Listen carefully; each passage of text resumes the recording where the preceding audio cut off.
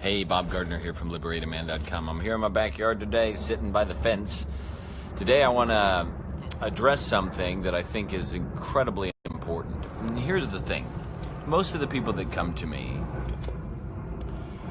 let me even just tell you from my own experience. When I was going through addiction, it obviously goes in cycles. Most of you have seen this or heard this or read about this in some way, shape, or form.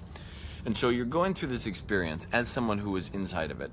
And you go through like looking at porn or engaging in masturbation, or if you're like a user of meth or something else, like you go through this experience where you've gone, you wake up from it, you come out the other side having had a body experience that sort of alleviated you from a lot of the stress that you're feeling. But then you wake up and you're not sure what happened. You're conscious or aware of it if it's not like a massive drug habit, but you wake up and then all of a sudden you start to shame yourself and you feel horrid because, one, you didn't want to do it. Two, you couldn't stop yourself even though you didn't want to do it. And three, you don't know how to get out. And so I would sit in this place for a long time and I would get depressed and I'd go into my little hole and I'd stop doing anything. But then eventually, I wanted to get out. And that first started with a lot of inward searching and a lot of reaching up for some kind of divine presence in my life. Because of my religious upbringing, I was praying to God. I was asking for forgiveness from Him. And I would have these experiences of forgiveness. I would have these emotional releases and I would have insights into my life. But then I would go right back into addiction. And so here I was going on this roller coaster where I would get clean for however long it was, and I would feel this great spiritual high or some kind of spiritual experience, but then I'd go right back to it, and eventually I lost faith in the process. I lost faith that those spiritual experiences were real. I lost faith that those spiritual experiences were even worthwhile and weren't like just something that my mind made up. I lost faith that I was actually able of being free. And so here I was sitting inside of a church environment or in my own spiritual life, just starting to believe this idea about myself, that I had this identity in my mind that who I was an addict, who I was broken, who I was incapable of becoming more than the addict that I was. That's it. And so all of a sudden my faith in anything associated with religion starts to deteriorate rapidly. So if you're Christian, like I grew up Christian, right? Like faith that Jesus Christ could do anything for me started to go away in a massive, massive way. Started to just believe, like, what's the point of this whole thing? Okay, so I can like do all the things I'm supposed to do, but I'm still broken on the inside. Doesn't matter what I do on the outside. I'm still just this beast. Doubt starts to rage in my mind about what the point of all this is. And I'm not saying that it's not even about doubt of religion. It's about doubt of myself inside of it and trying to find some place of comfort and peace. Almost every guy that I have talked to so far on the phone, they get on the phone, one of the big hits that they receive because of their addiction, and most of them have been inside of this for 10, 15 years. One of the big hits that they get is that their relationship with God or their relationship with this divine being or this divinity or this greater power inside their life just disappears. They start to feel small. They start to feel incapable. They start to feel alone. They start to feel unwanted, and it leads to a kind of depressed state. It leads to desperate measures. It leads to kind of that willpower driving, manically trying to hold on. This is all because there's a confusion about whatever sin is to you, about like wrong conduct versus the habit. And every single guy that I talk to has this habit where their body says, look, life is stressful. We get to a certain point. We need a release. And the best, most efficient release we found is porn, or it's meth, or it's food, or it's Facebook, or it's whatever it is, video games, whatever it is. You get to this point where your body's like, for crying out loud, we're hopped up on this stuff, and if I don't get rid of it, I'm going to explode, just like a balloon. We've blown me up. I'm so full of air that something's going to make me pop if we just don't go and release. And so the release that shows up is a massive release that comes out of sexual behavior and out of all these other kinds of things. The body is craving a release.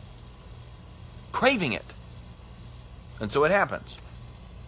And we've developed that as a habit. It's a strategy. It's a go-to thing. It's helping us cope with our life. And so we confuse this habit that we want to change with, over on this side, I'm broken. And we think, okay, I did this, and therefore God hates me, or I'm not worth it, or as an individual I'm broken, and all this other stuff. Instead of like getting your mind right over here saying, look, this is my true desire, this is what I don't want, and I'm going to work toward this, and I'm going to keep in contact with this divinity within me, and with this divinity outside of me, this divine being that I'm approaching. I'm going to keep that relationship solid. And over here on the other side, I'm going to work at changing the habit. I'm going to work at seeing my identity differently. I'm going to work at things, okay? And there's these two pieces. Over here, there's God. Over here, there's the habit. And most people in the religion that I grew up in, and there's nothing wrong with it, but most people sit there and they think that pornography is a sin. Like looking at pornography, engaging with pornography is a sin. And so they think that the only way to approach the sin is to go and see a bishop. And if I go and see a bishop and he tells me I'm forgiven, then that takes care of it. Wrong. I have a habit over here of coping with my life. I'm not living my life any differently. In fact, all I did was see how I lived my life and not like it, and I took it over here to the bishop, and I said, will you forgive me for living this way? And he said, yes. Okay, so then I come back, I haven't changed how I lived, which means every so often, I got to come back over here, and I got to go, I got to say, will you forgive me for living this way? And he says, well, sure. But then I come back, and I haven't changed how I lived. I haven't changed how I've seen myself. I haven't changed any of this. Times 15 years, times 18 years for me. And times much more for some of these other guys. And some of them have spent hundreds of thousands of dollars trying to find a way out of this because this was too painful to bear. And so many of them start to resent the church because the church didn't have an answer, because the bishop there wasn't trained or something like that, and it didn't have an answer. It didn't change their life. They start to resent this thing. Then they start to resent the teachings of the church. And I'm not saying they're good or bad, but the resentment comes because what they thought was the answer didn't change this. What they thought was the answer over here didn't change this. If you have a habit, you cannot just go ask for forgiveness for having this habit and then expect the habit to change. You actually have to change the habit by changing how you see yourself and changing the actions that you take. But this isn't clear with porn because it's such a taboo topic anyway. It's so muddy. It's only spoken of behind closed doors. And in Christian circles, at least, it's mostly looked at as sin so much that it's just like, okay, well, we go take care of it with our ecclesiastical leaders. I'm telling you this straight on. Yes, you do need to build a relationship with a power that is bigger than you in your life. Because that's the only way to get free of what it is that you're doing. The power that you currently have is leaving you where you're at. But you also have to go and look at the behaviors. And you have to say, okay, now I have this habit. I want God in my life, and I have this habit. And if we can approach this, then all of a sudden you can hear the voice of God and still be working on your habit. You can get rid of the condemnation and still be working on your habit. If you think that God doesn't love the sinner or Jesus doesn't love the sinner, you haven't read the Bible very well. He sat with the publicans and the sinners. There's the people in the church that said, like, dude, what are you doing? Don't hang out with them. But that's where he went, because those were the people that were crying out for help the most. And somebody inside of addiction is somebody crying out for help. So don't you ever believe that because you're stuck in addiction that you're a lost cause. Don't let it get you complacent. You can have an addiction. You can have a habit and still have a connection to God. And if you're insistent upon changing this can help. If you're insistent on staying where you are, it doesn't mean that God doesn't love you, or that the divine isn't a part of your life. It just means that it won't help you change because you don't want to change. What you desire is the kind of help that you'll get. I say this because so many people, they think they have doubts about religion, they think they have doubts about God, and they might. There's so much to be discovered and explored there.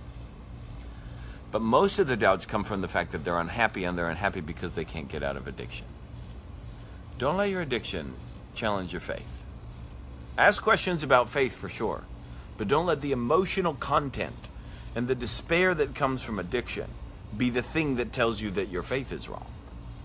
Examine your faith and work with your addiction. And hopefully that helps you. There's so much to be taken into consideration when you're dealing with somebody who's been engaged with sexual addiction, sex addiction, masturbation, pornography, things of that nature. There's so many things to take into account. And that's why it takes a coach. That's why it takes someone to lead you through the process. Me, I went through several coaches. Each of them had a little bit of an answer. But because I didn't know how to navigate it on my own. And so I had help, and I looked for help. And I'm telling you right now, there is help. But the first thing you got to do is start to back up and seek the best help, which are the answers that can come direct to you, direct from that piece of divinity that's in you anyway, as you connect and pray or meditate or whatever you do to connect to something that's bigger than you.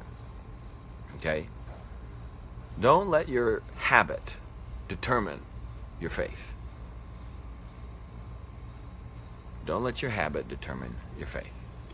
And go subscribe on YouTube, show up on my website. If you know somebody, share the videos. Like if you know somebody who's hurting, you know somebody who needs help, get on the phone with me. Like they can come in, we can get up on the phone, we can set up a phone call, and I can at least figure out what's going on, see if they would even benefit from working with me, or at least send them in the right direction so that they can start to find help.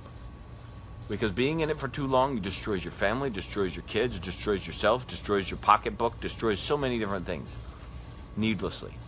And we can change that.